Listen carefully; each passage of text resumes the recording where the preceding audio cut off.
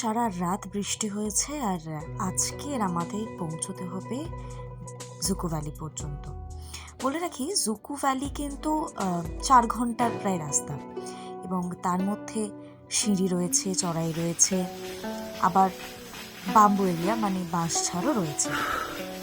এখন যে রাস্তা থেকে যাচ্ছি সেটা চড়াইটা, মানে ওই যে 1.5 ঘন্টার মতো রাস্তা, সেই 1.5 ঘন্টা চড়াই রাস্তা রয়েছে, পাথরের সিঁড়ি বাঁধানো। তাই যারা বিগিনার্স বা যারা প্রথমবার ট্রেকে আসছেন তাদের ক্ষেত্রে অসুবিধা না হলেও, তবে বর্ষাকালে আসাটা কিন্তু খানিকটা সমস্যা হতে পারে। এই যে আমরা এখন চলতে শুরু করেছি, পিঠে লাগেজ রয়েছে, তবে এই লাগেজটাই যে পরে আমাদের জন্য কি সমস্যা হবে ভগবান জানে। যাই হোক, হাতে যে লাঠিটা নিয়ে চলছিলাম সেটা সরিয়ে এইভাবে চড়তে হচ্ছে। তার কারণ ভাঙা যে রাস্তাগুলো রয়েছে সেই জায়গায় উঠতে একটু অসুবিধা হচ্ছিল। এমনি আমার ছোট পা, যদিও প্রপার একটু সমস্যা হচ্ছিল। রাস্তাতে জলও ভরা হয়ে গেল, একদম ন্যাচারাল ওয়াটার, পিউরিফাইড ওয়াটারই বলা যেতে পারে। ওই জন্য এখান থেকেই কিছুটা ভরে নিয়ে আবার আমাদের এখান থেকে যেতে হবে 3 ঘন্টা। মানে এবার শুরু হবে সেই বাঁশঝাড় এরিয়া। বাঁশঝাড় এরিয়ায় এসে সমতল তো পাওয়া গেল, কিন্তু সমস্যা হয়ে গেল অন্য জায়গায়। সম্পূর্ণ জায়গাটা কাদা, জুতো আমাদের সপ করছে ভিজে, তার মধ্যে বাঁশের ঝাড় একবার এদিকে এসে লাগে একবার ওদিকে এসে লাগে। যদিও রাস্তাটা অত্যন্ত সুন্দর, তার কারণ মাঝে মাঝে বাঁ দিকে ডান দিকে যখন তাকাচ্ছিলাম সে সময় ভ্যালি আর ভ্যালি, একটু মাঝে মধ্যে শ্বাস নিয়ে নেওয়া, একটু দাঁড়ানো, এবং তারপর ভ্যালির যে সৌন্দর্য, তার মধ্যে টিপটিপ করে বৃষ্টি পড়ছে, সবুজ ভ্যালি আরও সবুজ হয়ে গিয়েছে, আর আমরা তার মাঝখান থেকে ভ্যালি চিরে আমরা হাঁটছিলাম। একমাথা বৃষ্টি নিয়ে পৌঁছতে গেলাম জুকো ভ্যালি, কিন্তু তারপর শুরু হলো আসল স্ট্রাগল। কারণ সেখানে গিয়ে দেখতে পেলাম আমাদের যে ক্যাম্প সাইট পুরো জলে, বৃষ্টিতে, কাদায় তথৈবচ অবস্থা। তার মধ্যে আমাদের যে নাগা ফ্রেন্ডসগুলো রয়েছে তারা একটু আমাদের হেল্প করতে শুরু করলো, আমাদের টেন্ট পিচ করতে। এবং আমাদের যে হলুদ ব্রাইট সানি টেন্ট, সেটা পুরো সবুজ ভ্যালির মধ্যে একা জল করছিল। যাই হোক, আজকের আমাদের আস্তানা আর আমাদের আশেপাশে আরও কয়েকটা টেন্ট কিন্তু এরকম তৈরি করা হয়েছে। এই যে ম্যাগি তৈরি হয়ে গিয়েছে, আমরা টেন্টের মধ্যেই ম্যাগি বানিয়ে জাস্ট, এটা বলা যেতে পারে, লাঞ্চ করছিলাম। তার মধ্যে তীব্র হাওয়া, টেন্টের ভিতর হু হু করে হাওয়া ঢুকছে।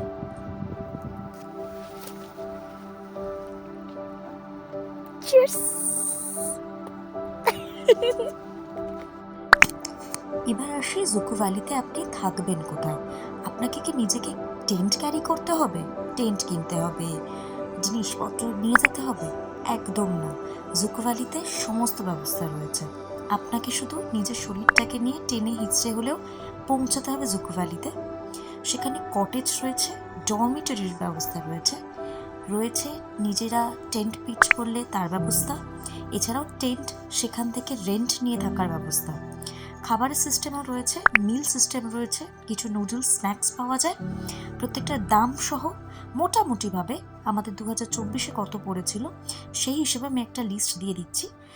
কিছুটা হয়তো এদিক ওদিক হবে আপনারা যখন পরে যাবেন, তবে মিনিমাম আইডিয়াটা আপনি পাবেন। দুজনের জ্যাকেট কেন এক্সচেঞ্জ করছি তা নিয়ে না ভেবে আপনি ডান দিকে দেখুন, ডান দিকে পুরো লিস্ট আমি দিয়ে দিলাম।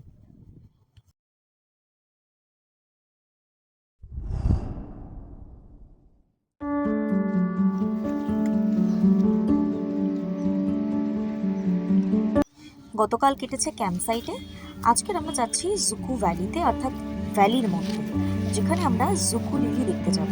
যদিও পুরোপুরি হোয়াইট আউট হয়ে রয়েছে, আর আমি সঙ্গে একটা জামা নিয়ে গিয়েছিলাম যেটা পরে আমি কিছু ফটো তুলব। এটা আমার ইচ্ছা ছিল ভ্যালির মধ্যে একটু ছবি তোলার। আর এই হচ্ছে সেই জুকো লিলি। এটা হচ্ছে আমাদের রাস্তা। হ্যাঁ,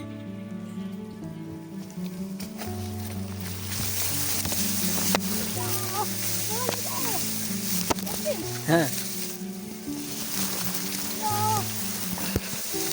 এই ভয়াবহ রাস্তা পেরিয়ে এবার আমরা চলে এসেছি we cross সাইটে, আবার ফিরে this muddy area. কিন্তু নিচে চলে যাবো, অর্থাৎ সাখামা ফিরে। Oh God. আর জাখামা ফেরার আগে আমাদের ওখানে যারা আরও ফেলো ফ্রেন্ডসরা ছিলেন তাদের সঙ্গে এবার আলাপ করিয়ে দিই। এনারা সবাই নাগাল্যান্ডের। ম্যাগি হচ্ছে, ওনারা কিন্তু কিচেন রেন্ট নিয়েছিলেন এবং দেখা যাচ্ছে ওরা কিছু খাবার তৈরি করছে এখানে। ম্যাগি রয়েছে, ওদের কিছু মিলস রয়েছে। আর বলে রাখি যে জুকু ভ্যালি যাওয়ার কিন্তু আদর্শ সময় বর্ষাকাল। তবে আপনি যদি শীতকালে যেতে চান বা প্রি মনসুন টাইমে যেতে চান তাহলে কিন্তু যেতে পারেন, তবে বর্ষাকালে এই সৌন্দর্য পাবেন। এই যে আমি সেই জামা যেটা জ্যাকেটের নিচে পরে গিয়েছিলাম সেটা পরে একটু ভিডিও করতে গেলাম।